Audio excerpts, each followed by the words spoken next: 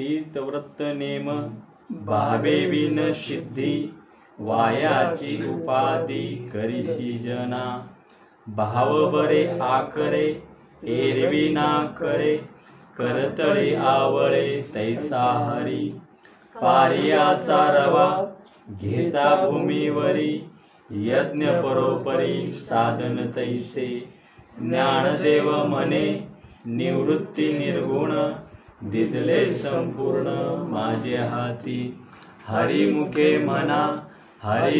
म्हणा पुण्याची गणना कोण करी. रामकृष्ण त्याच्यावर मी बघितलंच नाही यांच्याकडे आलं होतं लक्ष. रामकृष्ण विठ्ठल विठ्ठल बरं झालं आला ते बरं वाटलं. रामकृष्ण पारियाचा रवा घेता भूमीवरी यज्ञ परोपरी साधन तैसे. जीवनातलं मर्म माऊलींनी सांगावं. विठ्ठल जगण्यातलं मर्म आहे. पाऱ्याचा मोठा थेंब पाऱ्याचा एक थेंब जर जमिनीवर पडला तर अनेक कणांनी तो विस्कटला. ऐका मला काय म्हणायचं. पाऱ्याचा एक बिंदू पडला जमिनीवर तर अनेक गोळ्या त्याच्यात तयार होतात. तो विस्कटला जातो, तो विखुरला जातो. विखुरले गेलेल्या ज्या गोळ्या आहेत त्या गोळा करणं फार कठीण जातं. ते जमलं तर जमतं, नाही तर जमत बी नाही. कळतंय ना. पाऱ्याचा थेंब हातामध्ये येतच नाही आणि जमिनीवर जर तो काय म्हणतात मातीत मिक्स झाला तर त्याला घेता बी येत नाही. एवढं ते प्रयत्न परोपरी साधन तैसे. प्रयत्न करून सुद्धा तो आपल्या हाताला लागेल असं सांगता येत. रामकृष्ण रामकृष्ण. हेच माऊली इथं आपल्याला समजावून सांगतायत. ईश्वर अतिशय सूक्ष्म आहे, अतिशय सूक्ष्म आहे. जीव त्याचा अंश आहे, तो सुद्धा अतिशय सूक्ष्म आहे. मग सूक्ष्म जीव त्यानं देहाचा संग केला आणि मग तो स्थूलाकडं आला, दृश्याकडं घसरला. जीव दृश्याकडं घसरला, तो स्थूल झाला आणि भौतिकतेमध्ये तो विस्कटला गेला, विखुरला गेला. सुंदर माऊलींचं सामान. म्हणून अभ्यास फार महत्त्वाचा आहे. मरेपर्यंत माणसानं अभ्यास करावा ज्ञानेश्वरीचा. तुम्ही वाचून किती दिवस वाचा त्याच्याबद्दल मला काय म्हणायचं, पण तुमचा नेटका अभ्यास झाला पाहिजे आणि अभ्यासातून आपल्याला ते मर्म कळलं पाहिजे. न्यूतनता येते त्याच्यातून. रोज नित्य न्यूतन आपल्याला मिळतो. विचार नित्य न्यूतन विचार मिळत गेले की हळूहळू तो साधक ईश्वराच्या जवळ जातो. ही तर त्याचं प्रेम विस्कटलं जातं. सूक्ष्मातून ज्यावेळेला दृश्यावर तो येतो, भौतिकतेवर त्याचं प्रेम विस्कटलं जातं, विखुरलं जातं. आणि हे विखुरलेलं प्रेम गोळा करणं फार अवघड आहे. बघा समजावून सांगतो आणि तुम्हाला. प्रेम ज्यावेळेस सूक्ष्मावर असलेलं प्रेम, जीवाचं स्वतःवर असलेलं प्रेम, ईश्वरावर असलेलं प्रेम ज्यावेळेला दृश्यावर घसरलं जातं, भौतिकतेमध्ये विखुरलं जातं, त्या भौतिकतेमध्ये विखुरलेलं प्रेम एकत्र करून ईश्वराच्या पवित्र चरणावर त्याला समर्पित करणं हे फार अवघड आहे. हे साध्या माणसाला, सामान्य माणसाला, विद्वान माणसाला सुद्धा जमत नाही. नीट आहे का मला काय म्हणायचं? हे जमतच नाही. दृश्यात विस्कटलेलं मन आहे, दृश्यात विस्कटलेलं प्रेम आहे, भौतिकतेवर गेलेलं प्रेम आहे. मग मी माझं म्हणतो, हे घर माझं, आमकं माझं, हे विस्कटलेलं प्रेम आहे. बायको माझी, आमका माझा, मुलगा माझा, विस्कटलेलं प्रेम आहे. मुलावरचं प्रेम काढून तुम्ही ईश्वराकडे लावू शकता का? फार अवघड आहे, फार अवघड. बायकोवरचं प्रेम, पतीवरचं प्रेम काढून ईश्वराकडं, मग तुम्हाला ईश्वर कळणार नाही.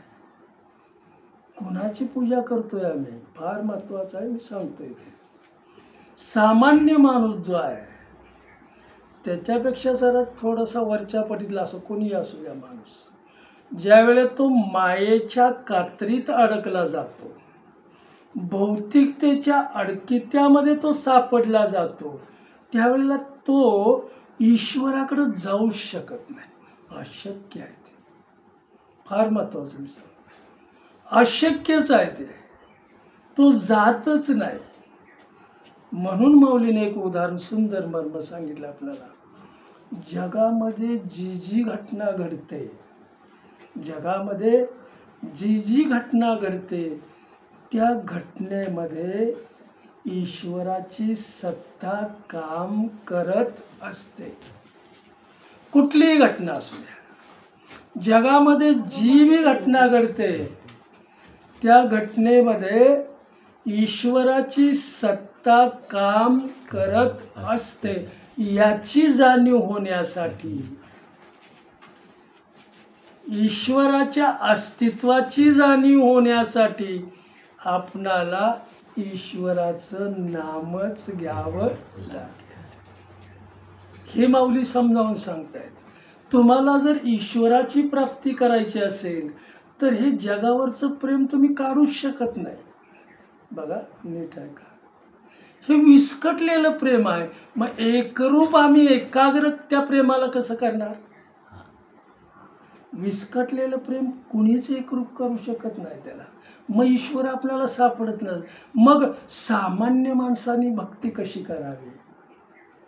ज्याला भक्तीचा गंध नाही त्यानं कसं करावं? मग माऊली सांगेल त्याचं नाम पकडा, त्याच्या नामाला तुमचं मन काय म्हणतात चिटकवा, तुमची बुद्धी त्याला चिटकवा, तुमचं अंतकरण त्याला चिटकवा. आणि त्याला तुम्ही, ते सूक्ष्मच आहे, ते हळूहळू हळूहळू तुम्हाला सूक्ष्माकडे घेऊन गेल्याशिवाय राहणार नाही. मला काय सांग, जो नाम आहे, नामात जो एकरूप झाला, नामात जो एकाग्र झाला, तो हळूहळू ते नाम त्याला ईश्वराकडं घेऊन जात. कळतंय ना? ईश्वर आणि त्याचं नाम एकरूप होतं. नाम घेणारा सुद्धा त्याच्यात मिसळला जातो. कळतंय ना? का नाम घेताना, नाम घेत घेत घेत ते नाम ईश्वर स्वरूपामध्ये मिसळून जातं आणि नाम घेणारा सुद्धा त्याच्यात मिसळून जातं, एकरूप होतो. आणि मग तो देवस्वरूप झाल्याशिवाय मला काय सांगायचं? सूक्ष्माकडे जायचं असेल तर ते सामान्य माणसाचं काम नाही. म्हणून ईश्वराचं नाम साधनीय आहे आणि साध्य आहे. तुम्ही फक्त त्याला चिकटलं पाहिजे. तुमचं चित्त जर त्याला चिकटलं ना तर ईश्वर लांब नाही, तुझं आहे तुझं पाशी. मला काय सांगायचं? हे चिकटण्यासाठी जगावरचं प्रेम कसं कमी झालं पाहिजे? मग आपण इकडे येऊया, मीराबाईकडे येऊया, मग आपण द्रौपदी मातेकडे येऊया. द्रौपदी माता, माझे पांडव जगाला भारी आहेत, मला जगात भिण्याचे काय कारण आहे? तुमच्यासाठी सांगते, जगात भ्यायचे काय कारण आहे का? 5 पांडव माझे जगाला भारी आहेत. गेल्या वेळेला मी सांगितलेलं आहे. तिला तो अहंकार होता आणि ईश्वराचं विस्मरण तिला होतं. पण ज्या वेळेला तिला धरून काय म्हणतात, धुतात हारले पांडव, आणि तिला धरून सभेमध्ये आणण्याचा ज्या वेळेला आदेश दिला दुर्योधनानं, शिशुपालानं त्याला धरून आणलं, दुर्योधनानं धरून आणलं, वस्त्राला हात घातला. आता पांडवांच्याकडे तिनं मागितली, याचना केली की मला याच्यातून सोडवा. आम्ही याच्यातून सोडवू शकत, थोडक्यात मी सांगतो, नाही सोडवू शकत. मान खाली घालून बसले. आत्ता मला याच्यातून सोडवणारा कोण? विस्कटलेलं प्रेम कुठे एकरूप झालं, असा भाव ज्याचा झालेला आहे, एका ईश्वराशिवाय मला या जगात कुणीही नाही, हा ज्याचा भाव झाला, देव तिकडं आल्याशिवाय. तात्काळ योगेश्वर भगवान कृष्ण आले, द्रौपदी मातेला मदत केली आणि त्या प्रसंगातून तिचं निवारण केलं. बरोबर. मीराबाई, संत मीराबाईनं ठरवलं की योगेश्वर भगवान कृष्ण माझा पती आहे, त्याच्याशी मी लग्न केलेलं आहे, तोच माझा मालक आहे, तोच मला स्वामी आहे, आणि मी त्याचीच फक्त एका तिच्या चित्तामध्ये त्या एकाशिवाय तिनं कोणालाच ठेवलेलं नाही. संत मीराबाई एकालाच तिनं ठेवल्यामुळं, म्हणून तुकाराम महाराज म्हणतात, एक धरीला चित्ती आम्ही रुक्माईचा. एकालाच ठेवा, मग प्रेमी विखुरलं जात नाही. एका ईश्वरावरच प्रेम केलं जातं, विखुरलं जात नाही. पण आपण काय म्हणतो, हे माझं घर आहे, हे माझं कुटुंब आहे. माणूस माणसाला मदत करू शकतो का? मदत करू शकतो माणूस माणसाला? हिथं माऊली समजावून तुम्हाला सांगतात. हा प्रश्न जरा तुम्हाला सोडवून देतो. इथं सांगतायत की प्रेम जे विस्कटलेलं आहे ते शुभ आणि अशुभात विस्कटलेलं आहे, चांगलं आणि वाईटात विस्कटलेलं आहे आपलं मन.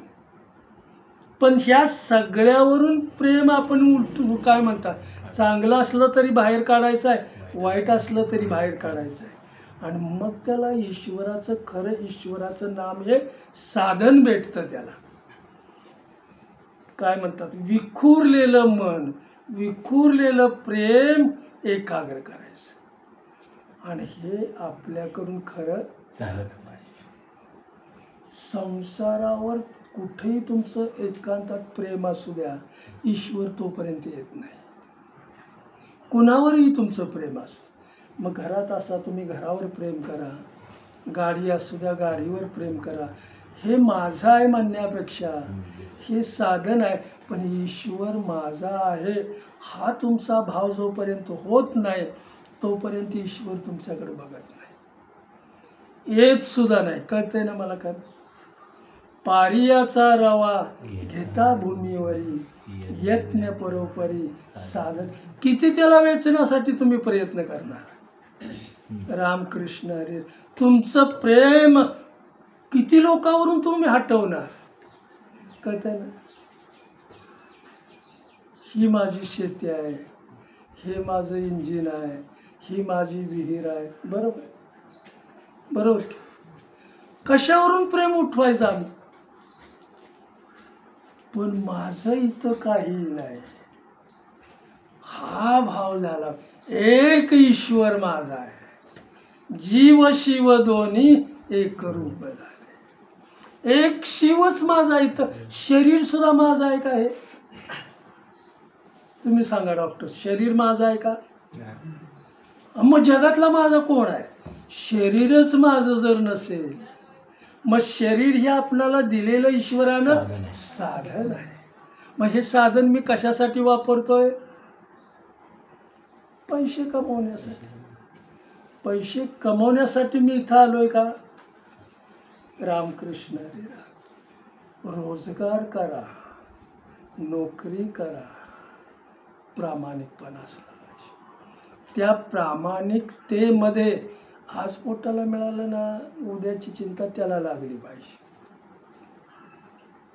युद्धावरून आलेला अर्जुन शांत झोपी जातो का? माझी काळजी घेणारा तो आहे, मला काळजी घ्यायची काय गरज नाही.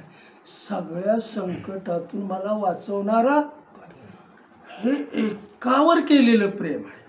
मला काय म्हणायचं कळतंय ना मला काय म्हणायचं. पारियाचा रवा घेता भूमीवरी, पडलेलं आपल्याला उचलताच येत नाही, प्रयत्न निष्फळ होतो. तसं ईश्वर मिळवणं इतकं सोपं फार अवघड आहे.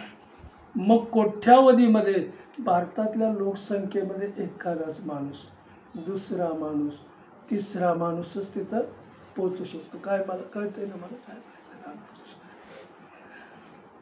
आपण भक्ती करतोय ती कुठली भक्ती आहे? मग कुठं आहे आपण कुठं आहे?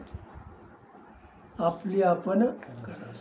मला काय म्हणायचं. जीवना वेगळी मासोळी तैसा तुका तळमळी. आपल्या भक्तीतला तो रस आहे का?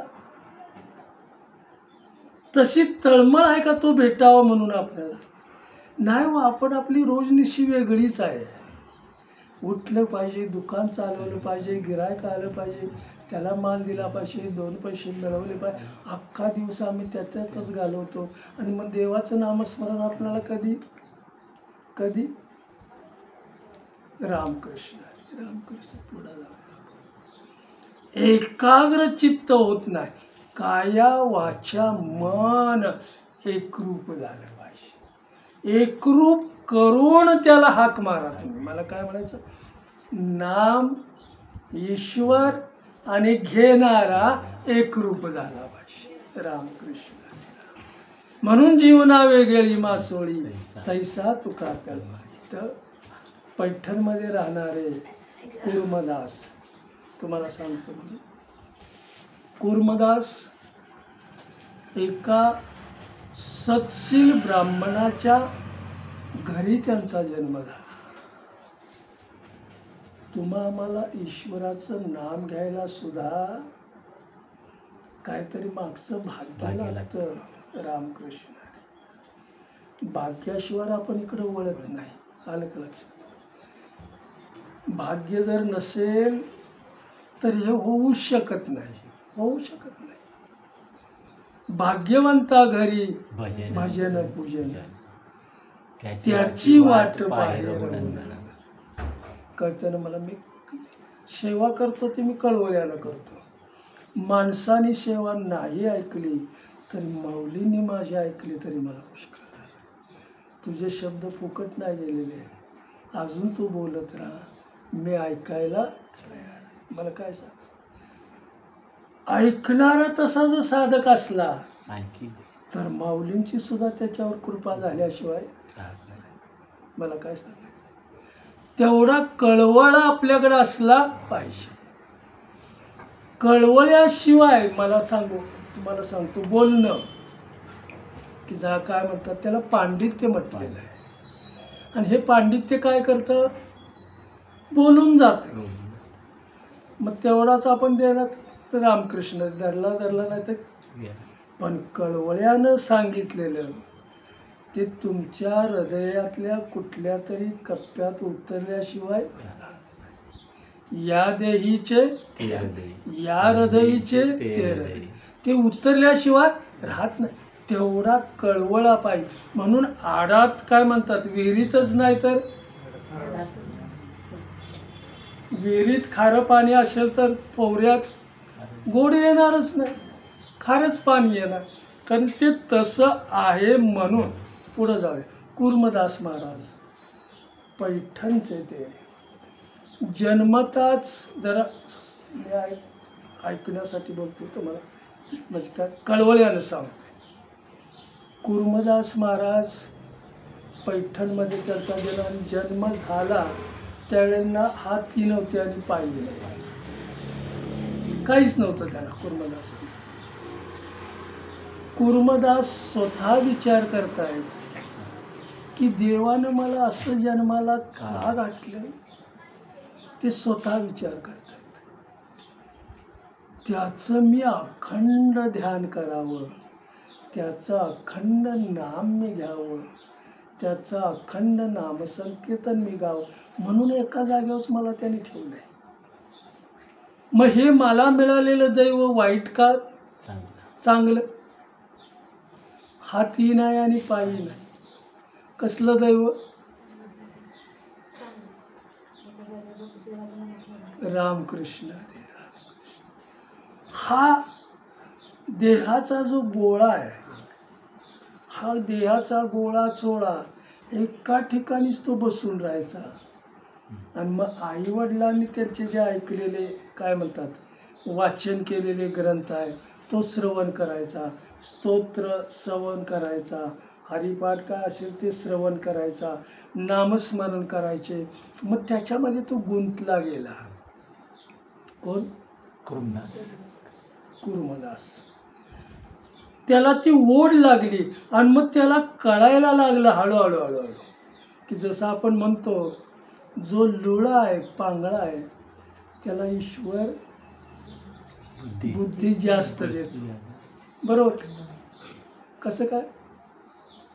कारण कृतीच नाही म्हणलं ते त्याला दिल्याशिवाय. प्रत्येकाच्या तोंड हेच आहे, कृती जास्त. म्हणजे कृती नाही पण त्याला विद्वत्ता जास्त दिलेली असते देवाने. हे त्याचं श्रवण करत करत त्याला नित्य काय आहे, अनित्य काय आहे, शाश्वत काय आहे, अशाश्वत काय आहे हे कळायला लागलं. आमचं प्रेम चांगल्यावर बी आहे, वाईटावर बी आहे, हे विखुरलेलं आहे. पण ह्या भौतिकतेमध्ये विखरून काय होणार आहे, हेच नाशिवंत आहे. हे मला समजावून सांगायचं आहे. नाशिवंतावर तुम्ही प्रेम करून काय होणार आहे? आपण आपलाही नाश आणि त्याचाही नाश होणार आहे. मग त्याच्यातून मिळणार काय आपल्याला? आपल्या जीवनाचा सुद्धा आपण नाश करून घेतो. म्हणून प्रेम कुठं केलं पाहिजे की जे शाश्वत आहे त्याच्यावर, जे शाश्वत आहे, जे नित्य आहे, जे सत्य आहे त्याच्यावर मी प्रेम करायला शिकलं पाहिजे. आणि हे प्रेम त्या उत्कट भावानं मी केलं पाहिजे. रामकृष्ण. सत्य हे ईश्वराचं पहिलं लक्षण आहे आणि महत्त्वपूर्ण लक्षण आहे. सत्य ईश्वराला जास्त आवडतं. तुम्ही जप तप नाही केला तरी चालेल, पण तुमचं आचरण जर सत्याचं असेल तर हळूहळू ईश्वर तुमच्याकडे आल्याशिवाय. रामकृष्ण हरी राम. आम्ही 2 वेळा ईश्वराचं नाम घेतो आणि 4 वेळा असत्य बोलतो. रामकृष्ण हरी राम. पुण्याई मिळवलेली कमी करून टाकतो. रामकृष्ण. कशामुळं? रामकृष्ण हरी राम. संतांची वाचा ही वाणी त्यांची ईश्वरमय झालेली आहे. बोलणार ते फक्त ईश्वराचंच बोलणार, त्यांची कृती करणार ते ईश्वराचंच कृती करणार, अन्य कृती नाही. तर माऊली समजावून सांगतायत आपल्याला जे अनित्य आहे, जे काय म्हणतात शाश्वत नाही आणि त्याच्याकडे ते गेलेच नाहीत. संत महात्मे त्याच्याकडे गेलेच नाहीत. जे नित्य आहे, जे सत्य आहे, जे शाश्वत आहे, जे अमर आहे त्यालाच पकडण्याचा त्याने प्रयत्न केला. रामकृष्ण. त्याला पकडण्याचा प्रयत्न केल्यामुळं त्यांची वाणी सत्याकडे जास्त आहे. रामकृष्ण. त्यांना सत्याचा मार्ग मिळाल्यामुळं ईश्वराकडे ते सन्मुख झाले.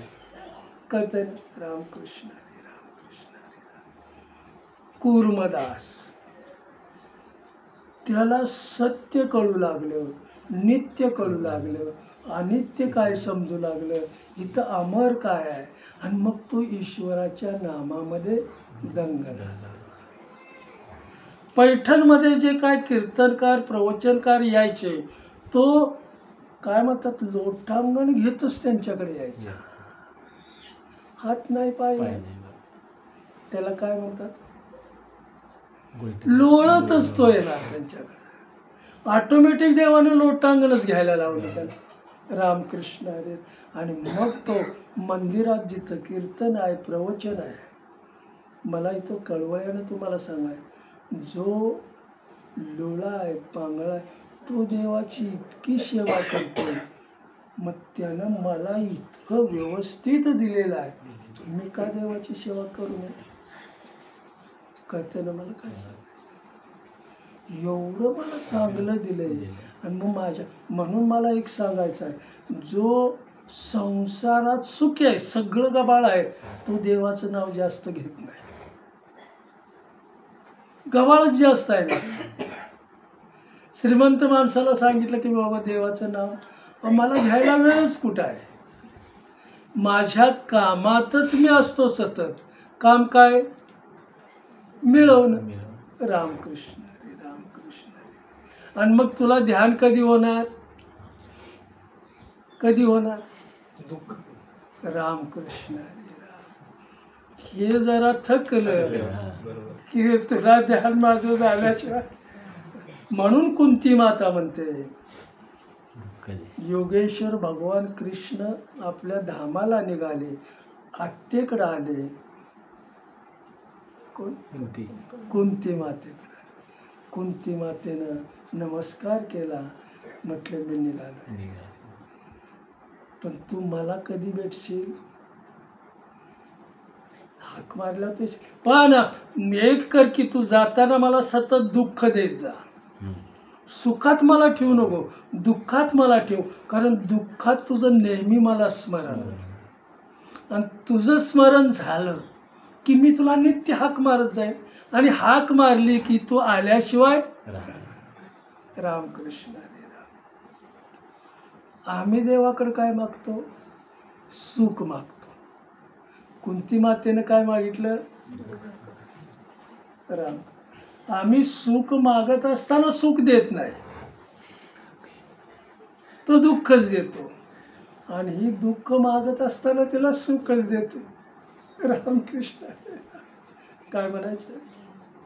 मागणे ते एक तुझं प्रती आहे, देशील तर. तो द्यायला उभाच आहे, पण मागणं आपलं काय मागायचं याला सारासार विचार असला पाहिजे. माझ्या पोराला नोकरी दे, माझ्या पोराचं लग्न होऊ दे, माझा संसार सुखाचा होऊ दे. हे देवाकडं मागणं झालं का? तुम्ही नाशिवंतच मागताय, आणि ते निघून गेल्यावर मग तळमळण्याची काय गरज आहे? मला काय, जसं कर्म आहे तसं भोगणं आहे आपल्याला. पण कर्म जर ईश्वराला समर्पित केलं, आजची सेवा माऊलींना समर्पित, आजचं कर्म माऊलींना चांगलं असेल वाट, त्याच्यातून मला जाग तू कर. आलं का लक्षात? जाग करणारा तू आहे. फक्त ते कर्म मी त्याला समर्पित केलं पाहिजे, आणि मग ते बाधक ठरत नाही. गेल्या वेळेला विषय झाला होता, आम्ही उपाधीत राहायला शिकलोय, पण नाम उपाधी रहित करतं आपल्याला. मी कोणतरी आहे हे का मला असं जाणवतं? मंबाजीकडे आपण लक्ष दिलं तर मंबाजी मला, गावातल्या लोकांनी मलाच नमस्कार केला पाहिजे, चरणाचं माझ्याच दर्शन घ्या. तुकाराम महाराजांच्याकडे जायची काही गरज नाही. पण लोक हळूहळू तिकडं जाऊ, कारण सत्य आहे तिकडं ईश्वर. रामकृष्ण हरी राम. एकांत वासामध्ये त्याचं नामस्मरण जर केलं, एकांत वासामध्ये सगळ्यांनी मिळून केलेलं नामस्मरण तर चांगलंच आहे, कारण सगळ्यांचा भाव एक असतो. नामात सगळ्यांचा भाव एकच असतो. आणि एक होऊन जर त्याला हाक मारली तर त्याला लवकर यावं लागतं. रामकृष्ण हरी, रामकृष्ण हरी. कुर्मदास कीर्तनात मंदिरात जाताना लोटांगण घालत जायचा, एकाग्र चित्तानं ऐकायचा. मी तुम्हाला का सांगते कळवळ्यानं? ईश्वरानं मला हातपाय व्यवस्थित दिले, लुळं पांगलं केलेलं नाही, मग त्याची सेवा करूया की आपण. एक 5 मिनिटं करा, पण त्याची निरपेक्ष सेवा झाली पाहिजे. आपण म्हणत नाही तासन तास त्याच्यात घालवला पाहिजे. पोटापुरतं आज आपल्याला मिळालं, पाखरं काय साठवून ठेवत नाहीत. का ठेवतायत? माणूसच का साठवून ठेवतो? तुम्ही उत्तर द्या डॉक्टर. माणूसच का साठवतोय? लोभी माणूस आहे हो. रामकृष्ण हरे रामकृष्ण. त्यांच्याकडे घरट नाही का? त्यांच्याकडे 4 दाणं साठवत आहेत, साठवतच नाहीत. उद्या. पण आम्ही बँक बॅलन्स एवढा झाला पाहिजे, माझ्या पोराला एवढं हे करण्यासाठी आपण आलोय का? कर्म जे मी केलेलं आहे, जे चुकीचं असेल, जे चांगलं असेल, ते भोगण्यासाठीच मला ईश्वर इथं जन्म देतोय. बरोबर की नाही? कोणता जन्म त्यानं द्यायचा हे त्याच्या हातात आहे, कुठं जन्म द्यायचा हे त्याच्या हातात आहे, आणि कधी न्यायचं हे सुद्धा त्याच्या हातात आहे. पण सर्वश्रेष्ठ नरदेह मला दिल्यावर, मनुष्य देह दिल्यावर, मला मन दिले, बुद्धी दिले, वाणी दिले, ह्याचा उपयोग मी काय करतोय? रामकृष्ण. हे कुर्मदासाला कळायला लागलं, आणि मग ईश्वराच्या नामात कीर्तन एकाग्र चित्तानं ऐकायचा. काय म्हणतात त्याला? प्रवचन एकाग्र चित्तानं ऐकायचा.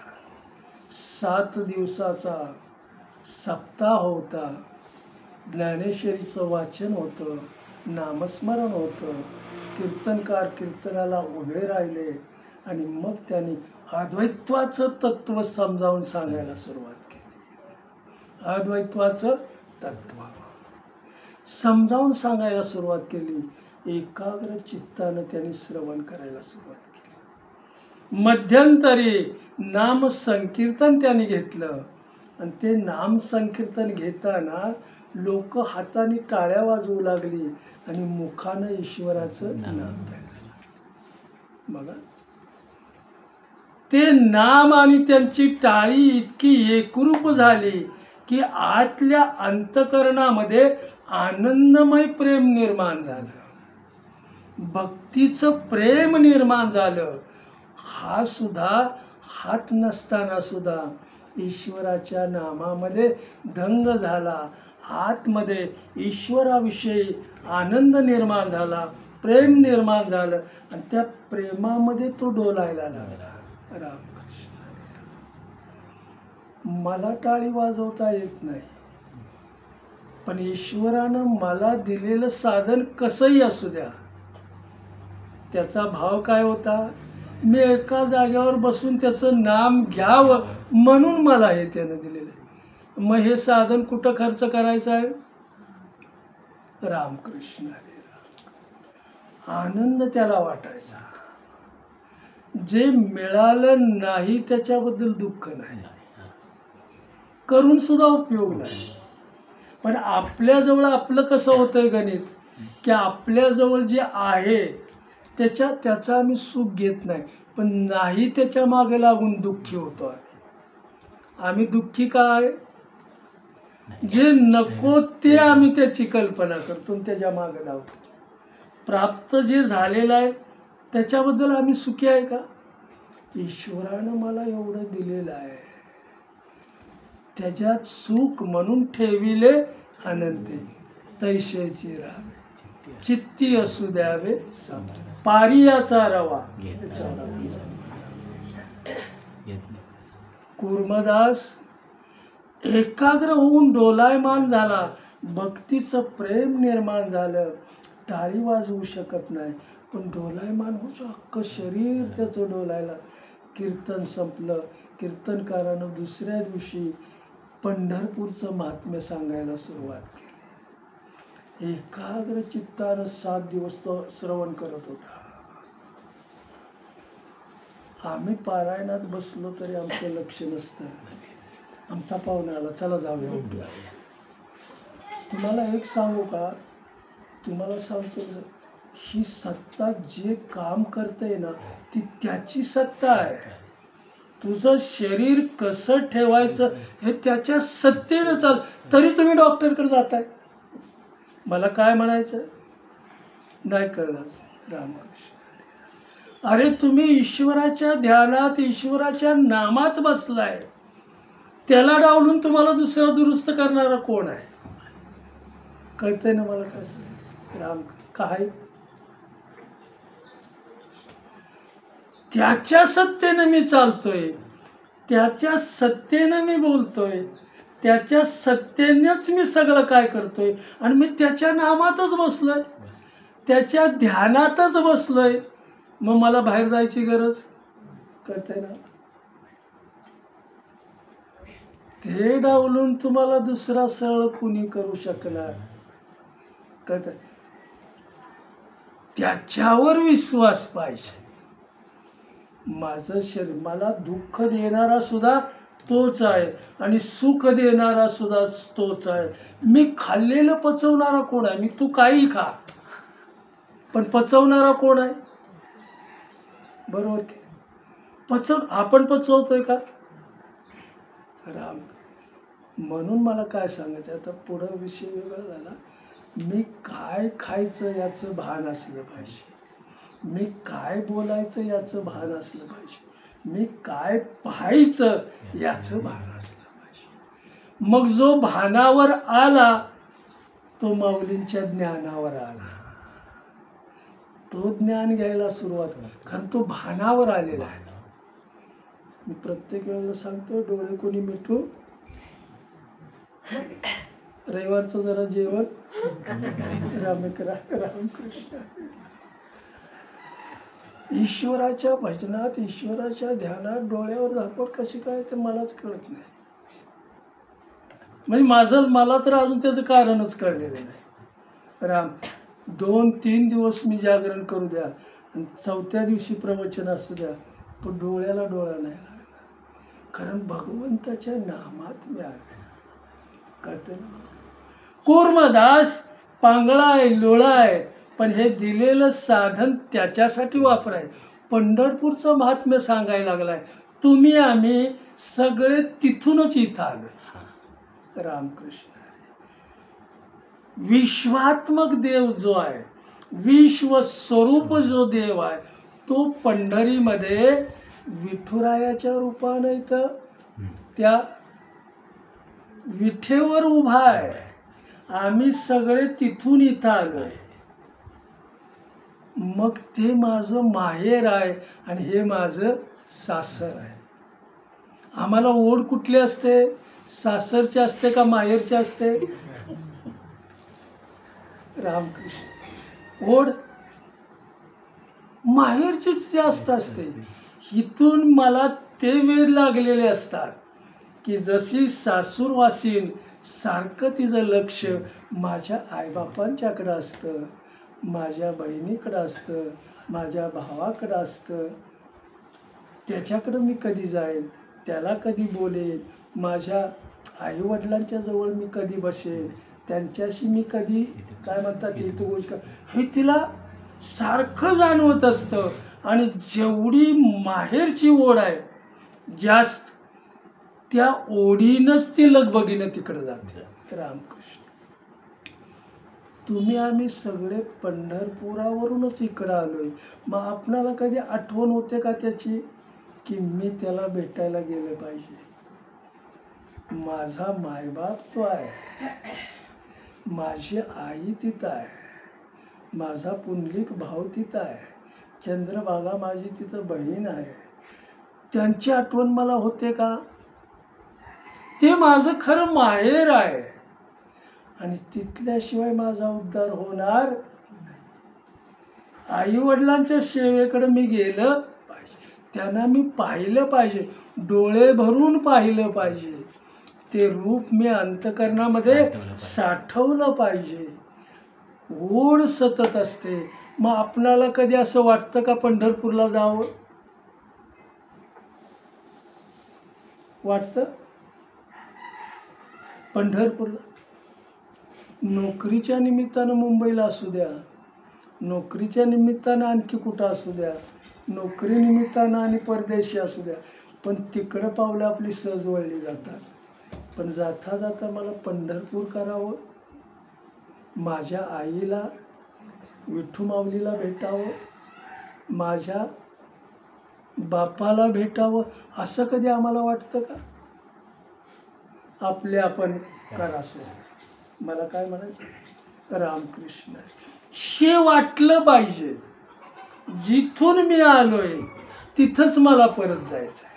समुद्रातून निर्माण झालेलं पाणी ढगाने आणू द्या कुणी आम्ही, पण ते ओढ त्याची कुठं असते, जे मूळ आहे तिकडं. तसं ह्या जीवाचं खरं स्वरूप तो आहे. तिकडची ज्याला ओढ लागलेली आहे तो मात्र त्या स्वरूपात एकरूप झाल्याशिवाय ओढ लागली पाहिजे, ओढ लागली पाहिजे. आणि ही ओढ लागण्यासाठी सत्संग मिळाला पाहिजे. सत्संगाशिवाय ईश्वराचं नाम आपल्या मुखामध्ये येतच नाही. सत्संग मिळणं हे आपलं परम भाग्य आहे. कारण सत्संगामध्ये दुसरं काहीच नाही.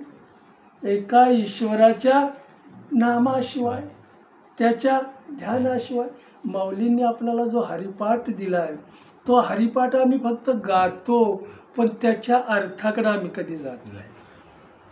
समजून कधी म्हटलाय का? कुठलाही अभंग आम्ही गातो तो समजून कधी म्हटलाय का? रामकृष्ण. गायला मला येतं म्हणून मी गातो. मग हे तुम्ही गाणं कुणासाठी करताय?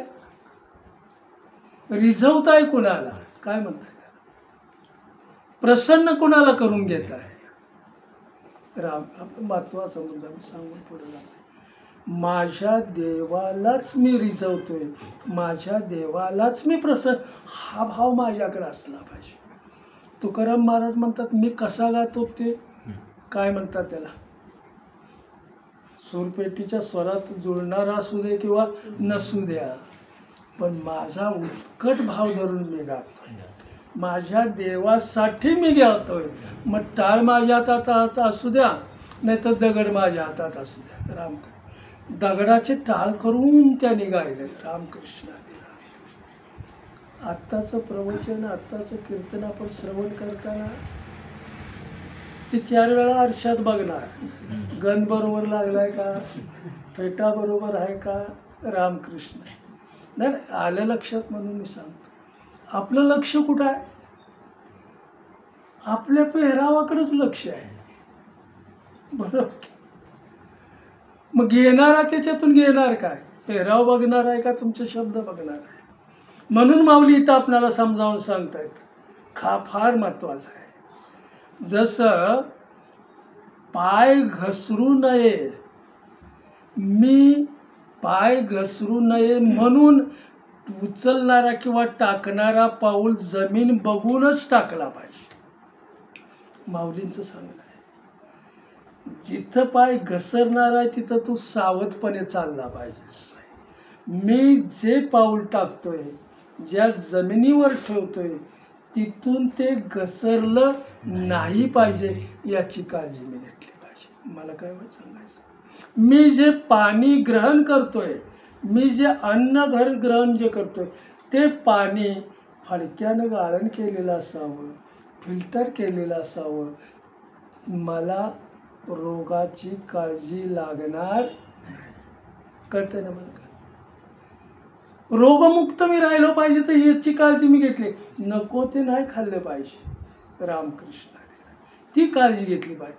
तसं माऊली सांगतायत की ईश्वराचे बोल संतांच्या मुखातून जे गाळून आलेले तेच मी गोळा करण्याचा प्रयत्न केला पाहिजे. आणि तेच गोळा करत करत त्या बोलाचा मला उच्चार करता आला पाहिजे. मला काय सांगायचं, मग मी सत्याकडे वळतो. नित्य काय ते मला दिसू लागतं. आणि एकदा तिकडं सन्मुख झालो, त्याची गोडी लागली की लाचावले मन लागली शे गोडी, ते जीवे न सोडी ऐसे झाले. मन एकदा नामात गुंतलं ना, मला काय सांगायचं, समाधीमध्ये गेलेला माणूस आहे. ज्यावेळेला कुर्मदास त्या हरिनामात दंग व्हायचे, समाधी त्यांना लागाय. समाधी लागणं हे विसरून जाणं, देवाशी एक, जीव शिव एक रूप, ही समाधी लागणं. माऊलींची अखंड समाधी आहे. देवाला सोडून ते गेलेलेच नाही, एकरूप जा. हे सुद्धा देव केलं त्याने, शरीर सुद्धा त्यांचं देव स्वरूप झालेलं. रामकृष्ण. कुर्मदासाला आठवण झाली, पंढरपूरला मी कसा जाणार? ईश्वरानं तर हे मला लोळा गोळा दिलेलं शरीर आहे, पण यांच्या मुखातून ऐकल्यावर माझं माहेर जर ते पंढरी आहे तर त्या स्थानावर मला गेलंच पाहिजे, कसाही जाऊ द्या. रामकृष्ण हरी राम. आणि मग त्याने दुसऱ्या दिवशी पहाटेचाच उठला 3-3:30ला आणि पंढरपूरच्या दिशेनं खुरचटत जायला निघाला. रामकृष्ण हरी राम. सुंदर. तुम्हा आम्हाला व्यवस्थित दिलेलं आहे, याचा उपयोग त्याच्यासाठीच आपणाला केला पाहिजे. संसार सोडून करा असं मी म्हणत नाही. आजच्या पुरतं मिळालं, शांत झालं पाहिजे. जसं आपण मागं मी सांगितलं, आपल्या अंगणात जर 4 दाणे टाकले तर चिमण्या येतात, 4 दाणे टिपून निघून. टाकलं तरी आनंदात येतात, नाही टाकलं तरी आनंद, आणि चिवचिव करून आनंदानं निघून. हे जीवन झालं पाहिजे. रामकृष्ण. कुर्मदास 3:30लाच उठले, पंढरपूरच्या दिशेनं हळूहळू खुरडत चालायला लागले. चालत किती चालणार? रामकृष्ण. पायच नाही. येणारे जाणारे त्यांचं लक्ष गेलं. अरे पांगळ्या दादा कुठं निघालास? नावच माहिती नाही, काय विचारणार, काय म्हणणार? पांगळ्या दादा कुठं निघालास? त्यावेळेला कुर्मदास आनंदानं त्यांना सांगतो की मी माझ्या माहेरी निघालो. अरे तुझं माहेर कुठलं? तर माझं माहेर पंढरपूर. तुम्हाला नाही माहीत? तुमच्या सगळ्या आपल्यांचा मायबाप तो आहे, आणि तू माहेरला कसा काय विसरलास? त्यांना बोध करतोय. रामकृष्ण. येणाऱ्या जाण्यांचं लक्ष. मग येणारे जाणारे प्रश्न विचारून हा कसा पोचणार म्हणून हसायला लागायचे. राम. स्वतःला जाणं आहे का? रामकृष्ण. पण जाणाऱ्याला हे फार महत्वाचं आहे. आता मी सांगतोय, काठावर बसून भक्ती होत नाही, उडी घ्यायला लागते त्याला. रामकृष्ण. त्या प्रवाहात उडी घ्या, आणि मग तुम्ही त्या प्रवाहातून जर वाहत जाऊ लागला, किती संकट येईल, निवारण करणारा फक्त तो आहे. त्याच्यावर निश्चिम भाव असला पाहिजे. रामकृष्ण हरी रामकृष्ण. भावाशिवाय देव करणार भावफळे करे एरवी ना करे, करतळी आवडे तैसा. बसलोय कुठं आपण बघायला जातो ते चाललंय. रामकृष्ण. मला एक आपण दुनियादारीत पडत नाही, कधीच करत नाही. परमार्थातले 2 शब्द सांगायचे, व्यवहारातलं बोलू नका. रामकृष्ण. आला प्रसंग म्हणून मी सांगतो. पुढे कुर्मदास निघाले. दमला की झाडांच्या सावलीला बसून काय म्हणायचं, आराम करायचा. रामकृष्ण.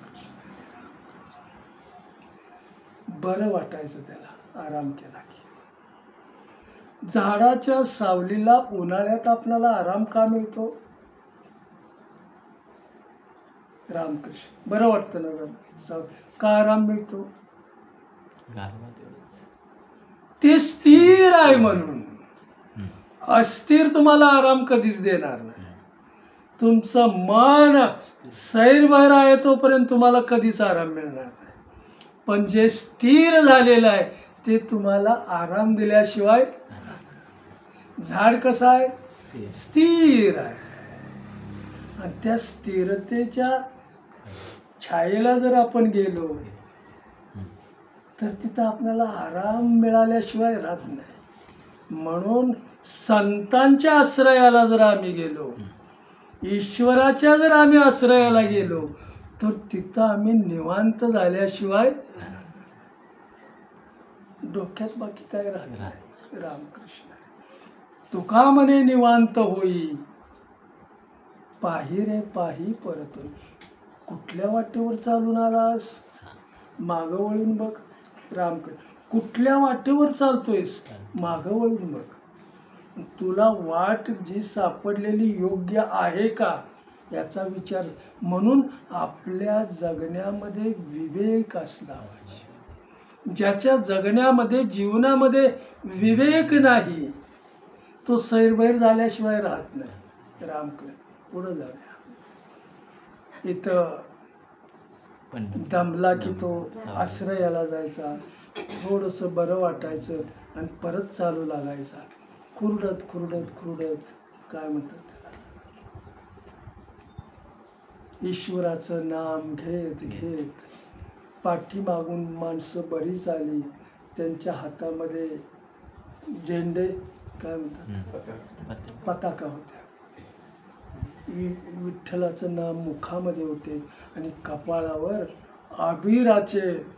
आबीर बुक्क्याचे ठसे त्यांनी काय म्हणतात काय म्हणतात त्याला दिसले. कुणाला, कुर्मदास महाराज ठळकपणे दिसले त्याला. आणि मग त्याला कळलं की हे पांडुरंगाच्या दर्शनाला चालले आहे, हे माझे सगळे सोयरे आहेत.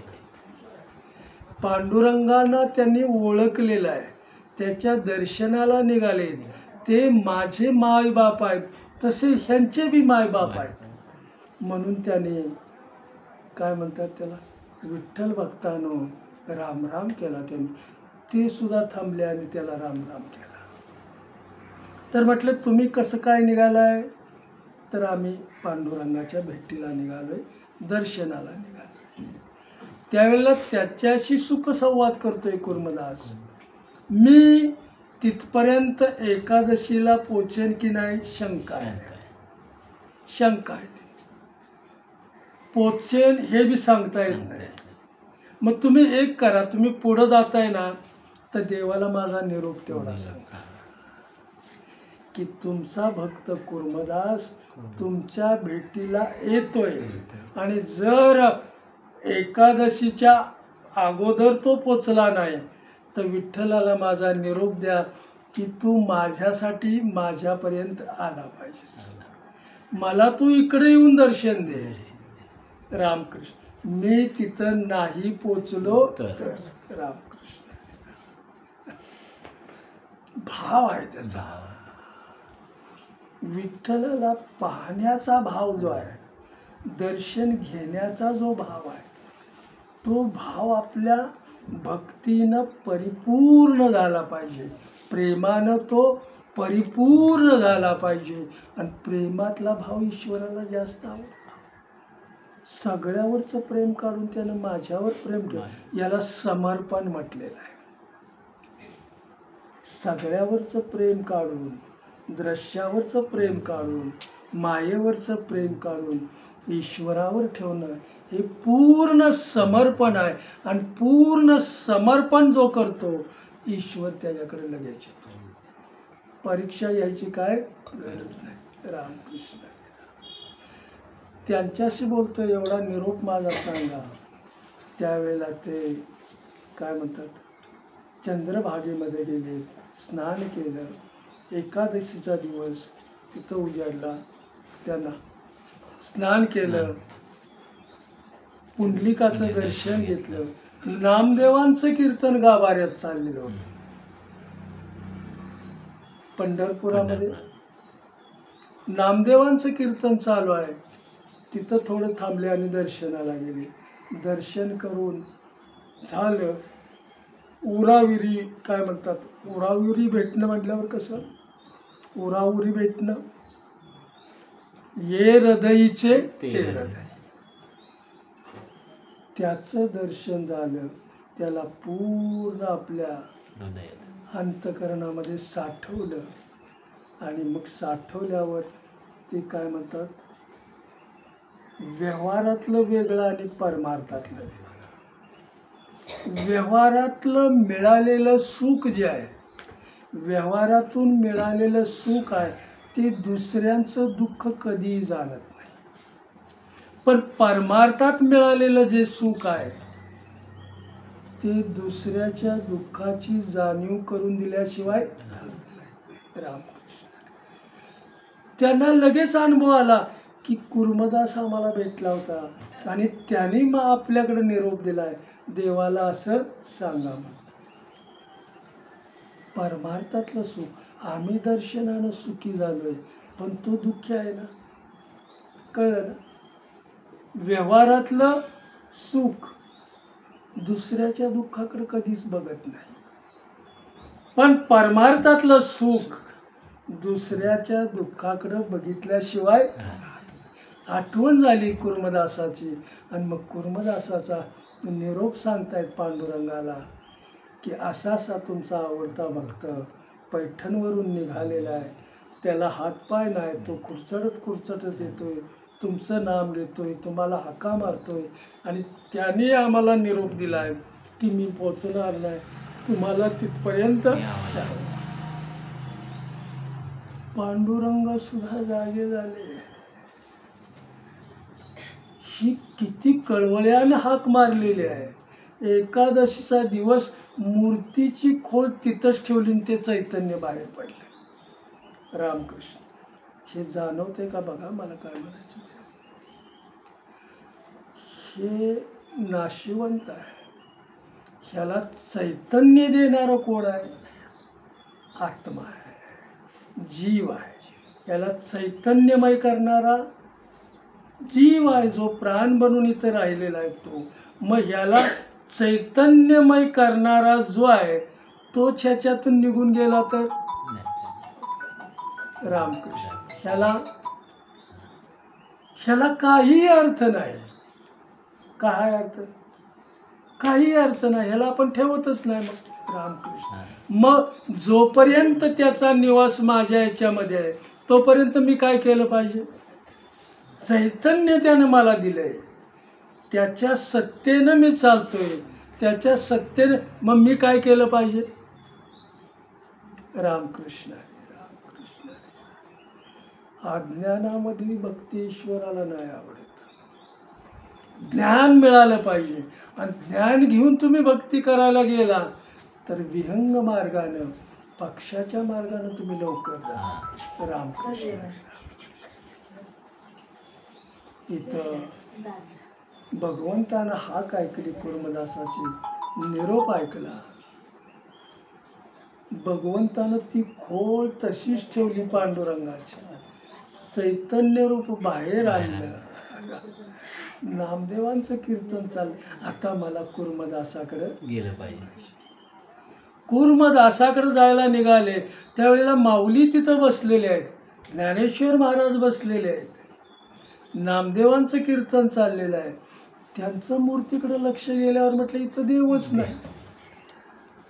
मग देव कुठं? मग ते देवाचे अर्धच कीर्तन सोडलं आणि देवाच्या मागला. मला काय सांग, कळलं ना. ह्या नुसत्या खोळ्याकडे बघून काय? रामकृष्ण. ही वरची खोळा, ह्या खोळेला काही अर्थ नाही, पण हे साधन त्याच्यासाठी वापराल तर त्या आतलं सुद्धा याला महत्व दिल्याशिवाय देव स्वरूप होते. तुम्हाला काय चैतन्य बाहेर आलं, नामदेवांना कळलं, ज्ञानदेवांना नुसती खोळ आणि मग ते विठ्ठलाच्या मागे लागले. रामकृष्ण. चैतन्य पुढं आणि हे दोघे मागे. रामकृष्ण. विठ्ठल पुढं आणि ज्ञानदेव आणि नामदेव पाठीमागणे येत आहेत. मग जाता जाता त्यांना कुर्मदासाला मला भेटायचं आहे तर आरणभेंडी सावतामाळ्याचं गाव, सावतामाळ्याच्या गावातूनच मला जायचं आहे. मग त्याला मी भेटून गेलो तर पांडुरंगाला वाटलं त्याला भेट घेऊन जायचं. रामकृष्ण. सावतामाळी आपल्या शेतात राबत होता. एवढा लहान सुद्धा दगड त्याच्या शेतात दिसला नाही, एवढं क्लीन केलेलं होतं, एवढं व्यवस्थित शेत आणि शेताला पाणी बिणी सगळं व्यवस्थित द्यायचा. रोज काय म्हणतात त्याला मोठ हाकायचा, अभंग त्याच्यावर म्हणायचं, काय म्हणायचं त्याला, त्या दोरीवर बसून मोठेच्या. रामकृष्ण. आनंदात ईश्वराच्या नामात राहायचा आणि मग त्याचा नोकर ते सगळं पाणी बघायचं, काय म्हणायचं ते नोकर गुरव म्हणून कोणतरी होते, रामकृष्ण हरी राम, कोंडीबा गुरव म्हणून. ते सगळं बघायचे, त्याचं पाणी लावणं का हे नुसतं मोठ आणण्याचं काम करायचे आणि ते बसून ईश्वराचं नाम घ्यायचे. विठ्ठल तिकडून आले, ते चैतन्य आले. आज त्यांना ते सावता माळ्याला आनंद इतका आतून झाला की आज माझं काहीतरी होणार आहे, मला कोणतरी भेटणार. आतून एकदम त्याला उत्साह निर्माण झाला. लिंबावरच्या झाडावर कावळे बसून कावकाव करू लागले. त्याला संकेत मिळू लागला की आजचा दिवस माझा चांगला आहे, मला कुणाची तरी भेट होणार आहे. संकेत आहे. त्या संकेताकडे मग तो मोठ हाणायचं बी विसरला. रामकृष्ण शांत पडून देवाचं नाम विसरला. सगळं पावलं जसजशी जवळ येतील तसतशी तो शांत झाला. विठ्ठल जवळ आले, कावळे बी कावकाव करायचे बंद झाले, सगळे शांत झाले. विठ्ठल जवळ आले आणि मग विठ्ठलाला बघितल्यावर त्याने तो काय म्हणतात मोठ मला तहान लागल्या म्हणून त्याने सांगितलं. तहान म्हणजे पाणी चालूच आहे, तुम्ही इथं मोठ्याचं पाणी आपलं चालू आहे, विहिरीचं पाणी चांगलं आहे, तुम्ही प्यायला. आणि ज्यावेळेला ते चैतन्य त्या काय म्हणतात पाणी वाहतंय तिथं कठ्ठ्यावर बसून पाणी प्यायला, त्यावेळेला पाण्यात विठ्ठलाचं दर्शन झालं. कोणाला? सावता माळ्याला. ती कर्णकुंडलं, तो टोप, ते पितांबर सगळं त्या आणि पाण्यात ते पाहिल्यावर तो जागा झाला की हा माझा विठ्ठल आहे, हा माझा पांडुरंग. सगळं सोडून दिलं. मग त्यांच्या चरणाकडे, त्यांच्या चरणाला त्यांनी मिठी मारली की तू देव काय म्हणतात विठ्ठेवरचा देवच तू माझ्याकडे आलायस. त्यावेळेला पांडुरंग म्हणताय मी तुझ्याकडे आलो आहे, बरोबर आहे, जाता जाता मी तुझ्याकडे आलेलो आहे, पण तू एक काम कर, पाठीमागून मला चोर धरायला येत आहेत, चोर मला धरून नेतील तुझ्याकडून सुद्धा, तर मला कुठंतरी तू लपवून ठेव. रामकृष्ण सुंदर दृष्टांत आहे. त्यावेळेला सावता माळी म्हणतायत की आकाशाला मी घागरीत कोंडून ठेवू शकतो का, वाऱ्याला मी पिंजऱ्यात अडकवून ठेवू शकतो का, वाऱ्याला. रामकृष्ण आत बाहेर तोच आहे, त्याला पिंजऱ्यात कुठे. तसं म्हणले तुम्ही सगळं हे विश्वरूप आहे, गगनापेक्षा तुमचा मोठं स्वरूप आहे, मी तुम्हाला ठेवणार कुठं. रामकृष्ण तुम्हाला मी ठेवू शकत नाही कुठं. त्यावेळेला पांडुरंग म्हणतंय हे सगळं जरी तुला आकलन झालं असलं तरी तू मला आता ज्ञानाच्या गोष्टी सांगू नकोस. ते चोर येत आहेत, कुठंतरी लपव. मग तुझ्याकडं कुठं लपायची जागा, तर म्हटले माझ्याकडे जागाच नाही. मग तुझं हृदय म्हणले हे सगळं अख्खं जग तुझ्या हृदयात मायलं आणि मोकळं राहील. केवढं मी हृदय दिलंय तुला, एवढं एवढं. मन केवढं दिलंय, एवढं एवढं.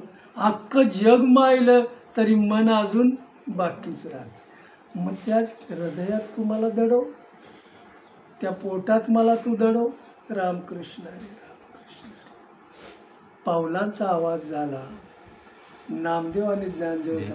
तेवढ्यात त्याने खसकन पोट आपलं फाडलं आणि पांडुरंग आत गेले. पोट होतं तसं झालं. खांद्यावरची कांबळ त्यांनी पोटाला बांधली. रामकृष्ण. आत्ता सावता माळ्याचं लक्ष कसं, आत आणि बाहेर त्याला ईश्वरच दिसायला लागला. आत बी ईश्वर, बाहेर बी ईश्वर. ती प्रतिभा नामदेवांना दिसू लागली. ज्ञानदेवांना कुठेही लपलास तरी तो दिसला, पोठामध्ये दिसला त्यांचा. माऊली त्यांचा माग देत काढत आले. पण माऊलींना सुद्धा कळलं की ही जी काय म्हणतात त्याला कला, काय म्हणतात लीला जो करतो ईश्वर, ते नामदेवांना धडा शिकवण्यासाठी. म्हणून नामदेवाला सुद्धा ते काही त्याने कळून दिलं नाही. घडतं हे तुला शिकवण्यासाठी विठ्ठल करतोय. मग नामदेवांना ते कळलं की विठ्ठल माझा कुठं आहे, गडगडा लोळायला लागले. तुझ्या पोटात असेल तर तू मला दाखव, त्याच्याशिवाय मी राहणार नाही. गडगडा लोळायला लागला. त्यावेळेला सावतावाळी म्हणतो, मी माझ्या पोटात पोट फाडून काढलं घातला, पण त्याला काढायचा कसा मला माहिती नाही. ज्या वेळेला कमळावर बसलेला भुंगा हळूहळू ज्या वेळेला सूर्य मावळतो आणि भुंग्याला त्याचं ध्यान राहत नाही आणि फूल ज्या वेळेला मिटलं जातं त्यावेळेला भुंगा बाहेर पडू शकत नाही. तशी माझी अवस्था झाली. मी कसा बाहेर त्याला काढू? रामकृष्ण जसा तो आत घेतलास तसा तुला बाहेर काढता आला पाहिजे. म्हणलं माझं ते काम नाही. रामकृष्ण हरी राम. आणि मग ज्ञानदेव महाराज त्यांना सांगतायत नामदेवाला, तुझ्या हृदयात तोच आहे, सावतामाळ्याच्या हृदयात तोच आहे, कुर्मदासाच्या हृदयात तोच आहे. तू फक्त मूर्तीकडेच बघतोयस, त्यातल्या चैतन्याकडे. विठ्ठल माझा विठ्ठल माझा, पण तो सगळ्या भक्ताकडेच धाव घेतो. तुझाच आहे असं तू म्हणू नकोस. कळतंय का मला काय सांगायचं? हा तुझाच आहे असं म्हणू नकोस, तो सर्वांचाच आहे. सर्वांच्या हृदयावर तो निवास करून आहे. म्हणून विठ्ठल विश्वस्वरूप आहे. तो कुठं नाही, जळी स्थळी पाशाणी सगळीकडे त्याचं अस्तित्व आहे, पण ते आपणाला कळलं पाहिजे. म्हणून मगाशी मी जसं सांगितलं, ह्या संसारात घडत असलेली प्रत्येक घटना, जे घडत असलेली प्रत्येक घटना ईश्वराची सत्ता ते काम करत असते. आपण नाराज बी व्हायचं नाही आणि चांगलं बी व्हायचं नाही. फक्त जे मिळालेलं आहे, मला जे आयुष्य मिळालंय ते सत्कारने आपणाला लावता आलं. सत्कारने लावण्यासाठी मला सत्संग मिळाला, बरोबर. तसं लावता येणार नाही. रामकृष्ण. अज्ञानामध्ये माणूस मोठा समजतो, ज्ञानी माणूस मोठा नसतो. तो उपाधिरहित होतो आणि अज्ञानी माणूस आपल्याला उपाधी लावत जातो. रामकृष्ण. कळतंय ना मला?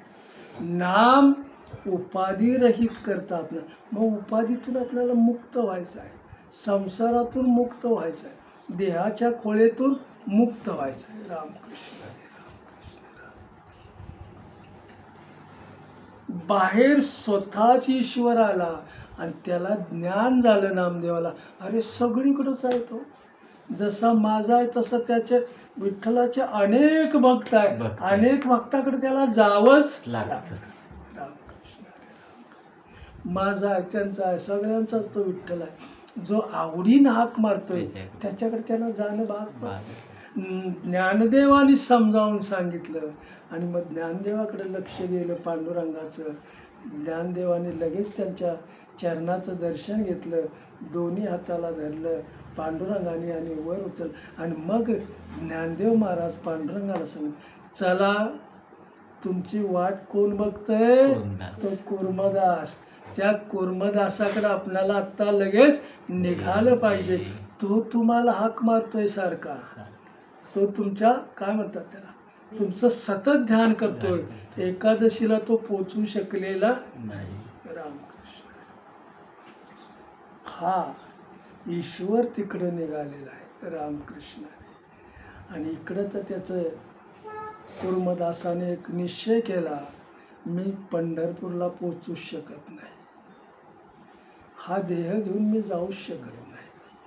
पण ज्या रस्त्यावरून मी चालत आलोय, जे आत्तापर्यंत मी वाट चाललेलं आहे, आता ह्या वाटेनं मी परतणार नाही. परत जाण्याचं मी कधीच करणार नाही. ह्या वाटेवरच मला मरण आलं तरी चालेल. हे गोळामोळा दिलेलं शरीर त्याच्या कामासाठी जर मी लावलं तर इथं माझा उद्धार झाल्याशिवाय. तुमच्या आमच्या जीवनाचा उद्धार कशात आहे? जीवनाचा उद्धार आपल्या ईश्वर नामातच आहे, ईश्वर ध्यानातच आहे. भौतिकतेकडे आपण जाऊच ना. रामकृष्ण काय म्हणतात, बंगला आहे, गाडी आहे, अमका आहे, तमका आहे. रामकृष्ण हरे रामकृष्ण. झोपडी पण नामस्मरण, ईश्वराचं ध्यान, सुख तिथं आहे. रामकृष्ण हरे राम. तुका म्हणे माझे हेची सर्व श्रीमुख. माऊलींना सुख मिळालं, गावातून बाहेर काढले, दुःखी झाले का? रामकृष्ण. त्याच्या इच्छेनं घटना घडतायत, आपण घडवणार आहे का? रामकृष्ण. तुम्हाला सांगतो, आपण कुठली गोष्ट घडवायला जातो, मला हे केलंच पाहिजे, मला हे केलंच पाहिजे, पण मी त्याच्या सत्तेनं करतोय असं सरळ कधी आपल्याला जाताच येत नाही. मी करतोय म्हणजे कोण करतोय? मी म्हणजे कोण? मी म्हणजेच तो आत्मा आहे. आणि त्या आत्म्याचं ज्याला ज्ञान झालेलं आहे तो या खोळेतून मुक्त होण्याचं काम करतो. आत्म्याचं, तो काय म्हणतात, नित्य आहे, तो शाश्वत आहे. मग त्या शाश्वताकडेच त्याला द्यायचं आहे, म्हणून त्याच्यासाठी त्याला आत्मज्ञान झालं. आणि ते ज्ञान माऊलीने आपल्याला ज्ञानेश्वरीतून देण्याचं काम केलं. जो ज्ञानाकडे जातो, जो नामाकडे जातो, तो भगवंताकडेच जातो. रामकृष्ण. नामाचा देव झाला, ज्ञानाचा देव झाला. कुर्मदासाकडे सगळे निघालेले आहेत. आणि कुर्मदास काय म्हणतात, त्याला अन्न पाणी त्यानं ग्रहण केलं नाही. आता देवाचं मला दर्शन होणार नाही, पण या दर्शनाच्या वाटेवर मी चाललेलो आहे, याचा अर्थ मला निश्चित देव मुक्त केल्याशिवाय पुन्हा मला कसलाच जन्म देणार नाही. त्याच्या वाटेवर मला मरण येते. काय मला म्हणायचं, त्याच्यात मी मुक्त आहे. तेवढ्यात त्याला आवाज आला, प्रकाश दिसला, डोळे त्यानं मिटून घेतलेले होते. डोळे मिटून घेतले तरी त्या डोळ्याच्या आत प्रकाश त्याला दिसू लागला, दिपले, त्याचे डोळे दिपून जाऊ लागले. ईश्वर स्वतः आला तिथं, हळूहळू हळूहळू त्याच्या कुर्मदासाच्या जवळ आला आणि म्हटले, कुर्मदासा, तुझ्यासाठी मी इथपर्यंत आलेला आहे. त्याचा स्पर्श झाल्याबरोबर सगळा सीन निघून गेला, ताजा तवाना झाला. करील तो काय नव्हे परी पाहे बीज शुद्ध. आज बीज कुणाचे आहे? बीज याचा अर्थ काय? बीज रामकृष्ण. माऊलींचं सांगणं आहे बघा, बीज याचा अर्थ गुज आहे. आणि जे गुज ज्याला कळलं तो बीजाकडे जातो. रामकृष्ण हरे राम. हितगुज, गुज हेच खरं बीज आहे. म्हणून माऊलीने सांगतात, तुम्ही एक बी रानात टोकावं आणि पाठी भरून घ्यावं. कोण देणार आहे? कोण देणार आहे? दुसरं. एक बीज पाठी भरून तुम्हाला देतो, दुसरं कोण देणार?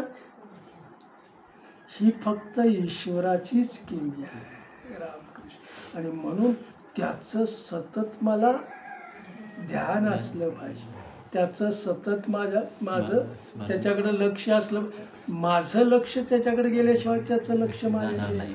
रामकृष्ण. देह कसाही असू द्या, मी तुम्हाला सांगते, पुन्हा मी सतत सांगतो, तुम्ही शरीरानं कसंही असा, पण त्याच्यापर्यंत तुम्हाला पोचायचं असेल तर सगळं राखण करणारा तो आहे. आलं का लक्षात? राखण कोण करतोय? तो करतोय. डॉक्टर आपली राखण करतो का? तो म्हणतो त्याच्या इच्छेनं काय होईल ते, दवा देणं माझं काम आहे. बरोबर की? जे माहिती आहे ते माझं काम आहे, पण सगळं इथं तुला ठेवायचं की नाही ते त्याच्या हातात आहे. जन्म देणं त्याच्या हातात आहे, पालनपोषण करणं त्याच्या हातात, आणि तुला घेऊन जाणं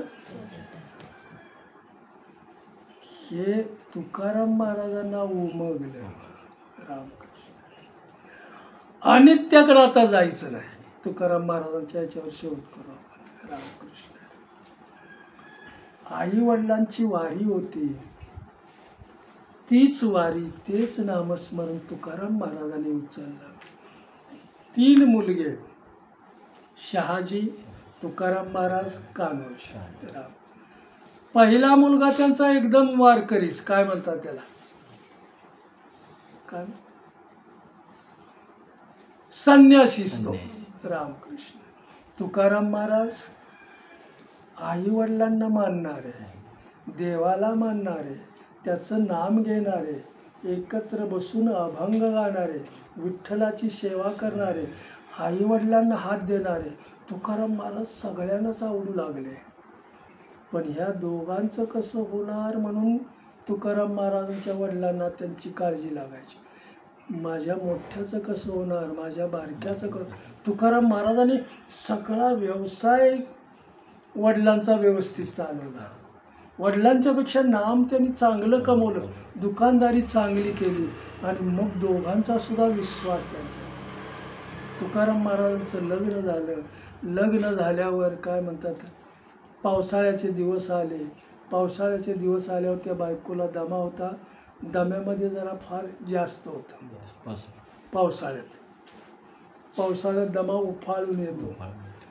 त्या ह्याच्यात त्यांचा दवा उफाळून आला आणि ते निघून गेले. त्याच्यातच काय म्हणतात त्याला रोगराई आली, दुष्काळ पडला, दुकान चालवणं. रामकृष्ण. आपण जे काम करतोय ते त्याला स्मरून करायचं, त्याचं ध्यान करून करायचं. हे मी काम तुझ्या सत्तेनं करतोय.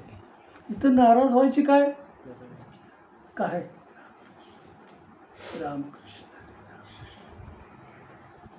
अंगणात टाकलंच तरी मी आनंदी आहे, नाही टाकलंच तरी मी आनंदी आहे. तसं देवान तो देतोच, तुम्ही फक्त त्याला मनोभावे नमस्कार करा, उपाशी नाही ठेवणार. पण नमस्कार करणं आपल्या हातात आहे आणि तेच आम्ही नाही केलं तर. रामकृष्ण. त्याचं लक्ष आपल्याकडे जाणारच नाही. रामकृष्ण. तुकाराम महाराजांची बायको गेली, दुकान बसलं, लोकांची देणी होती ती त्यांनी देऊन टाकली. रामकृष्ण. रोज उठायचं, मंदिरात जायचं, काय म्हणतात त्याला, स्नान करायचं, इंद्रायणी, देवाच्या द्वारात बसायचं. संसार पाठमोराच केला. हळूहळू हळूहळू त्यांनी लग्न दुसरं झालं. आई वडील असताना दुसरं लग्न झालं. आई वडिलांनी त्यांचं जीवन ठेवलं, संपवलं. आता मग जिजाईन 2 मुलं राहिली. पण ह्यांना आता वाटू लागलं की हे सगळं नाशिवंत आहे. पत्नीला माझ्या कुणी नेलं, माझ्या मुलाला कुणी नेलं, माझं दुकान कुणी बसवलं, मी कुणाच्या मागणं जात होतो.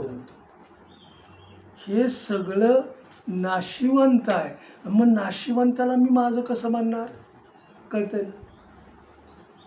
आजपर्यंत मी त्यांना माझं म्हणत होतो, पण हे नाहीसं झाल्यावर नेणारा कोण आहे. हे माझं नव्हतंच, पण मी त्याला माझं म्हणतो. प्रेम कुठं उठलं होतं. रामकृष्ण. कळलं आता एक दरीला चित्ते, आता कुठं नाही जा. रोज इंद्रायणी स्नान करायचं, मंदिरात जायचं आणि मी पाठीमागं यायचं. भूक लागली की घरात काय असलं दिलं तर खायचं. पण आवडीचा एक सिद्धांत होता, एक सूत्र होतं की पती जेवल्याशिवाय पाणीसुद्धा घ्यायचं नाही. रामकृष्ण. आत्ता सांगून नाही जमणार का जमत. त्याला देवच मानत होते. राम सर्वस्व त्याला अर्पण केलं आहे. तो माझा सांभाळणारा तोच. तुकाराम महाराज हळूहळू उपरते.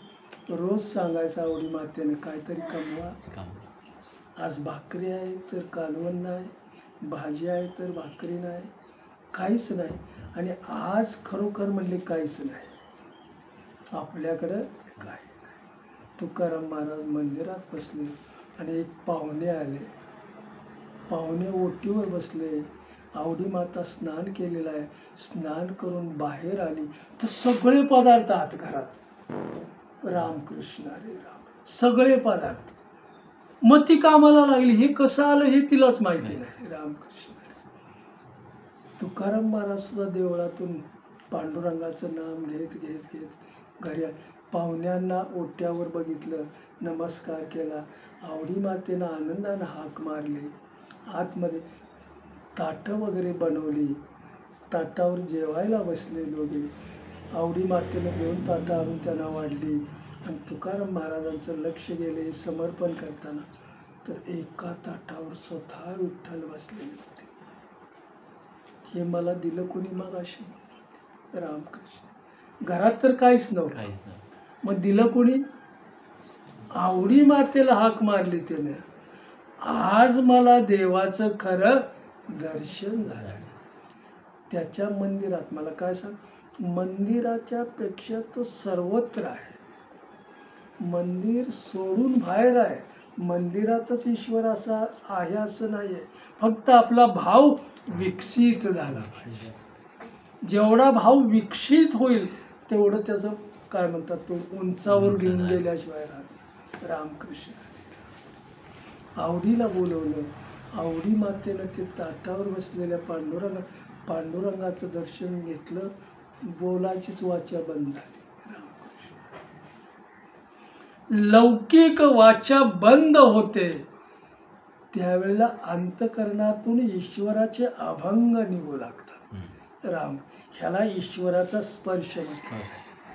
लौकिक वाचा बंद होते. संतांची लौकिक वाचा बंद झाली. आता त्यांना बोलवणारा कोण आहे? ईश्वर. रामकृष्ण हरी राम. मला इथं आजचं सगळ्याचं एक सार सांगायचं आहे. रामकृष्ण हरी रामकृष्ण. आपलं चरित्र आपण बघा. आपलं चारित्र्य आपण बघा आणि मग त्या चारित्र्यावरून कळतं की तुला आत्मज्ञान किती झालं.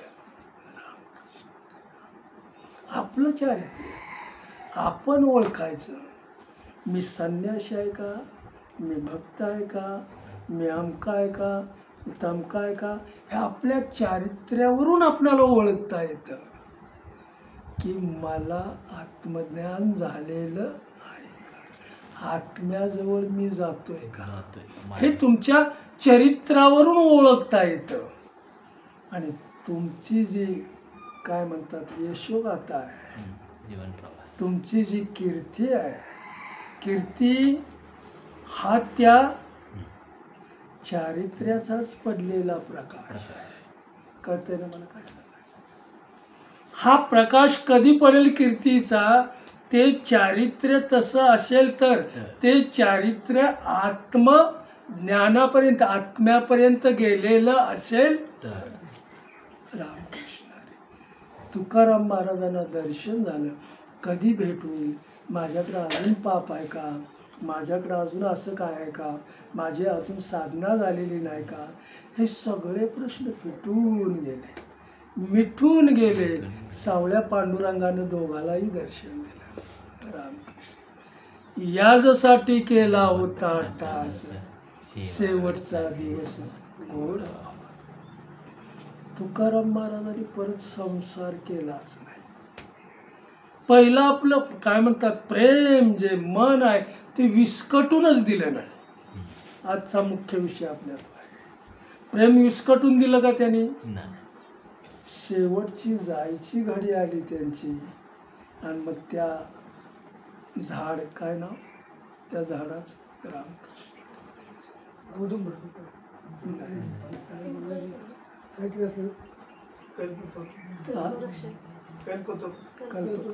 त्याचं नाव वेगळं आहे. हां बरं असला पुढे जाऊया. मी असं जास्त त्याच्यात रुतत नाही. आपलं पुढं आपण त्या झाडाच्या खाली तुकाराम महाराजांनी अभंग घेतलेला आहे. आजचा 5 अभंग त्यांनी रचलेले आहे. आज मला जायचं आहे. तुकाराम महाराजांची 20 ही त्यांची पुण्यतिथी आहे. रामकृष्ण. तुम्ही आम्ही साजरी करतो त्यांचं दर्शन घेऊन. त्याला बीज म्हटलेलं आहे. बीज याचा अर्थ तुकाराम महाराजाशी आज आपल्याला हितगुज करायचं आहे, म्हणून त्यांचं ध्यान करायचं. त्यांच्याशी गुज मला करता आलं पाहिजे, गुज गोष्टी करता त्यांच्या अभंगाशी मला एकरूप होता आलं पाहिजे. तो दिवस आज आहे, म्हणून त्याला बीज म्हटले. फाल्गुन महिन्यातील दुसऱ्या पंधरवड्यातील पौर्णिमेनंतरचा दुसरा दिवस रामकृष्ण, त्याला बीज म्हटलं. त्यालाच बीज हे त्याने नाम. बीज पेरा तुम्ही ते उगवल्याशिवाय राम, त्याची निगा केली पाहिजे. लहान रोप असताना निगा ठेवावी लागते. बकरी कोंबडी खाणार नाही म्हणून मागं मी जाता आला विषय म्हणून सांगतो, बोललो असेल ना की जसं बकरी कवळ्या रोपाना झाड वेलीना ओरबडून खाते, बकरी ओरबडून खाण्याचा प्रयत्न करते, कसाई सुद्धा तिला ओरबडून काढल्याशिवाय, कसाई सुद्धा ओरबडून काढल्याशिवाय राहत नाही. मग असं खाणाऱ्याला ईश्वर काय सजा देईल? रामकृष्ण. त्याला सुद्धा तो ओरबडून काढल्याशिवाय, मी खातो काय, मी पितो काय, मी बघतो काय, याचं आपल्याला भान असलं पाहिजे. रामकृष्ण. याचं भान नसेल तर 12 महिन्यातला फक्त श्रावण पाळायचा. कुणासाठी? कुणासाठी पाळायचा श्रावण? हा, श्रावण देव आशानं पावायचा नाही, देव बाजारातला भाजीपाला. काल खाल्ला, आज मी आंघोळ केली, मंदिरात जायला काय? रामकृष्ण. हे परमार्थात बसत नाही. शुद्ध झालं पाहिजे तुमचं. माझ्या अंतकरणातील, माझ्या शरीरातील प्रत्येक रक्ताचा थेंब शुद्ध झाला पाहिजे. त्याचे अर्जुनाचे केस सुद्धा श्रीकृष्ण, श्री कसलं त्याचं ध्यान असेल? रामकृष्ण रामकृष्ण. त्या अवस्थेत मला गेलं पाहिजे. मग त्याचं नित्य मला दर्शन झाल्याशिवाय. म्हणून आपण जी वारी करतो, आपण पंढरपूरला जातो, त्याला दुसऱ्या वारीपर्यंत ओरावरी साठवता आलं पाहिजे. परत तुझी भेट मला लवकर झाली पाहिजे, परत मला तुझी. आणि सात्यत्य जर आपलं त्याच्यात असेल तर नित्य दर्शन आहे आपल्याला. रामकृष्ण हरी राम. याच्यासाठीच आपण अट्टास केला आहे. रामकृष्ण. आणि जो अट्टास करतो ना, शेवटचा दिवस बोलतो. अट्टास कुणासाठी? भगवंताच्या दर्शनासाठी. तुकाराम महाराजांचं कीर्तन चालू आहे. पैलतिरी स्वतः विठ्ठल आलेले आहेत, विमान आणलेलं आहे, विठ्ठलाला हाक मारतायत, बाहू उभारून त्याला संकेत करतायत, चल आता आपणाला जायचं आहे. आणि तिथंच घोंगडं टाळ टाकलं आणि ते निघून गेले. रामकृष्ण. बरोबर, तिथंच पडलेलं आहे. ते गेले हे कशावरून कळलं? तिथं घोंगडं आणि त्यांचं टाळ पडलेलं होतं. देहासकट तुकावर गेले. केवढं सामर्थ्य आहे त्यांचं. मला हेच सांगायचं, आपल्याकडं कुठलं सामर्थ्य आहे म्हणून ईश्वराला मी हाक मारतोय. ती योग्यता आहे का आपली? आपली तपासून बघा. मगाशी मी सांगितलं तसं. माझ्याकडं कोणतं सामर्थ्य आहे, माझ्याकडं कोणती पात्रता आहे, माझ्याकडं कोणती योग्यता आहे की ईश्वरानं तुझ्याकडे यावं. कळतं ना? त्या योग्यतेला मी पात्र झालं पाहिजे, त्या पात्रतेचा मी झालो पाहिजे. आणि ती पात्रता पात्र करून त्याला हाक जर मारली तर त्याला यावंच लागलं. जनाबाई म्हणते, नामाचा दोर तुझ्या मी गळ्यात टाकलाय, आता तुला जाऊन नाही देणार. चारी बाजूनं जर त्याला कोंडून आपण ठेवला ना तर ईश्वर तुम्हाला भेटल्याशिवाय. सतत त्याचं स्मरण, सतत त्याला हाक मारणं हे आपल्याकडून झालं पाहिजे. पारियाचा रवा घेता उमेवरी, यज्ञ परोपरी साधन तैसे. मग इथं माऊली आपल्याला समजावून सांगतायत, तो पाऱ्याचा कण तुम्हाला वेचता येत नाही, मग ईश्वराला तुम्ही कसं काय धरणार? धरू शकता का? हातात ऐकले होत नाही. रामकृष्ण. मग हे जसं तुम्हाला होत नाही तसा तो तुम्हाला सहजासहजी भेटत. प्रयत्न करा, प्रयत्न करा, प्रयत्नांती परमेश्वर. तो तुम्हाला सापडेल. मला काय म्हणायचं? सापडेल. पण तुम्ही नाराज होऊ नका, त्याला हाक मारत जावा. सतत हाक मारा, सतत त्याचं ध्यान करा. ध्यान करत करत गेला, त्या योग्यतेचं तुम्ही बनला, त्या पात्रतेचं तुम्ही बनला. तो अधिकार तुम्हाला पात्र झाला, अधिकाराला तुम्ही पात्र झाला की तो तुमच्याकडं आल्याशिवाय तुम्ही गेला तरी चालतं. पण मी सतत जर त्याच्याकडे जात असेल तर तो माझ्याकडे का नाही येणार? आल्याशिवाय. जसं एखादं म्हणतो ना आपण, दारात उभा राहून ओ मिलिंद महाराज, ओ मिलिंद, दुसरं कोण ओ देईल का? इथं समोर हाक मारून. घरात असेल तर ते लगेच जाणार की मला कोणतरी हाक बरोबर. तसं सतत त्याला जर आपण हाक मारली, तो कुठेही असू द्या, तो तुमच्या हाकेकडं आल्याशिवाय.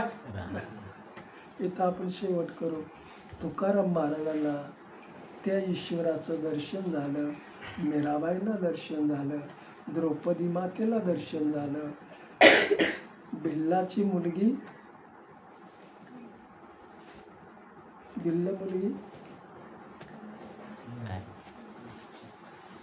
बिल्लाची मुलगी नाही काय नव्हती, लग्नातनंच ती 100 बोकडं आणली म्हणून.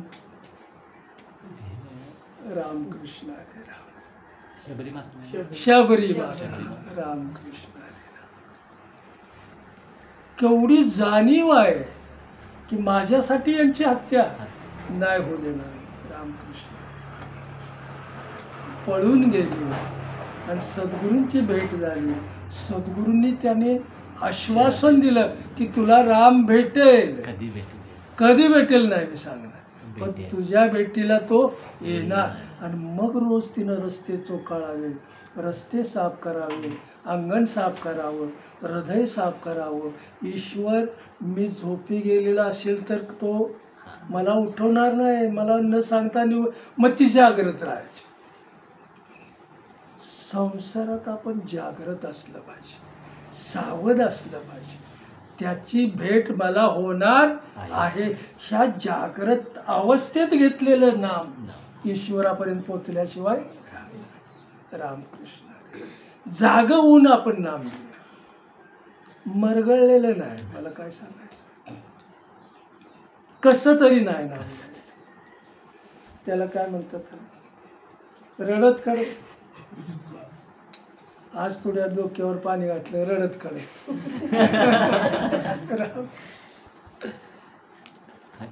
काय मला म्हणायचं, सेवा कशी झाली पाहिजे.